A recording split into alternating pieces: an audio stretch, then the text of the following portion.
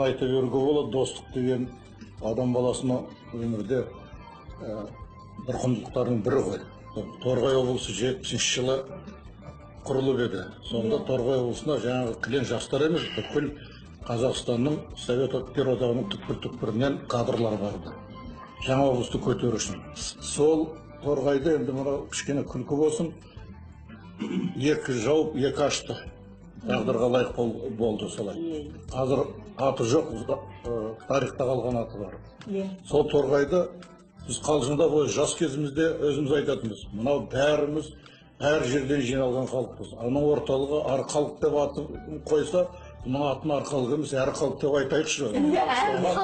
Әрқалықтан жиналған деп. Ғафу Қайырбеков ақсақалымыз торғайлық қой негізі.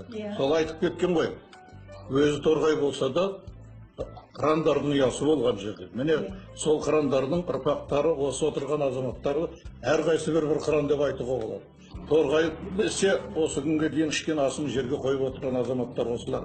Әйтпесе Торғайда кіндік тамған біреуі жоқ. Содан кейін міне осы азаматтармен танысып осы күні бәріміз қазір Алматының бөктерінде, Алатаудың бөктерінде осы жақта кездесіп достығымыз жалғастыруда. Туралы бір ой тастағандай болдыңыз. Біз шынына қарасақ, осы жерде отырған жігіттердің бәрі қазақи тәрбиеде шыққан жігіттер. Ауылдық жерден, сол қазақи тәрбиеден шыққан, қазақи рухпен тәрбие алған, соны осы кезге дейін жоғалтпай, осыны қайтсек осы әрмен қарай бала шағамызға, немеремізге, ұрпағымызға жеткіземіз бе деген оймен жүрген азаматтар. Тәрбие жан жағынан келіп жатыр. Жаман да жағынан келіп жатыр тәрбие. Басқа мемлекеттерден, басқа ұлттардың тәрбиесі келіп жатыр. Сол себепті біз қазақилығымызды ұрпақтар жоғалтпайтындай, бір ой тастайтындай, осы қауымымыздың өзі мақсаты да сол жағынан бір жағынан.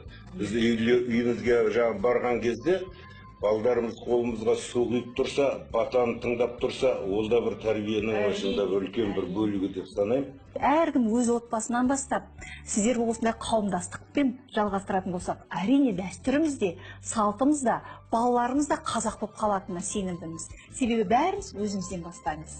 Мен айтайын деп жаңа Торғай деген жерді, торқал топырақ деп жай айтпайды.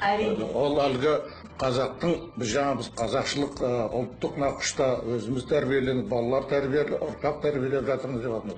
Қазақстанды регионға бөлетін болсақ, көне заманнан бері қарай Торғай қазақтың нағыз қаймағы бұзылмаған әдебиеті, мәдениеті, тарихы, салт дәстүрі сақталған өлкенің бірі болатын.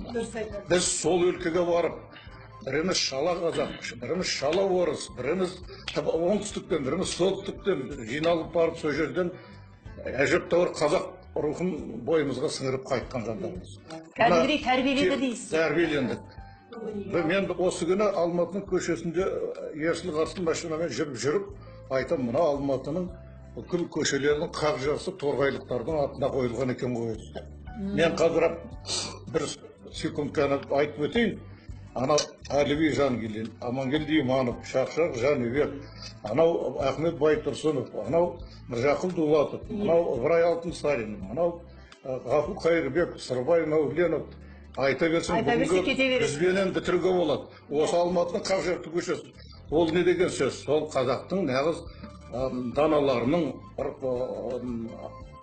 өскен ұялары. Ғафудың сөзі сол дөп басып айтқан өзі Торғай болса да, қырандардың ұясы болған жерде. Міне, біз сол жерге барып еңбек еткенімізге әрқашанда мақтаныш қылып айтып жүреміз. Мықты болсаңда Торғайға барыңыздар. Торғайдың желі неге тұрады? Сол жердің өтінде өстік, сол жерде шынық.